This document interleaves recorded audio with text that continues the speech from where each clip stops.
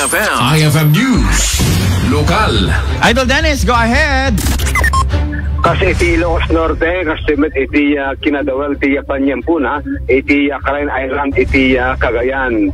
Haan napalubusang nagbihay iti ferry, iti Calman, yapo pa lang iti kinadawal, iti Baybay, sa Marisgo, iti kasada, iti Pasero, maglugan, iti ferry, nagturong iti Tuguegarao City.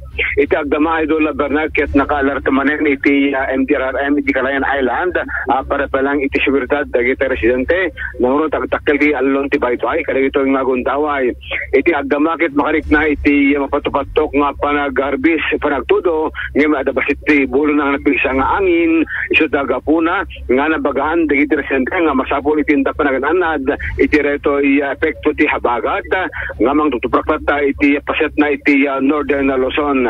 Una ni Mr. Joari Rao, ti head ti MDRM, iti agdamakit akong pa iti landslide, wano ti flood area, nga napasaran, no dikit, pati kinadawal lang ti Panyampuna, nga saan nga makabiyay ti Lugan, wano ti ferry, nga agturong iti Sabalipay nga isla.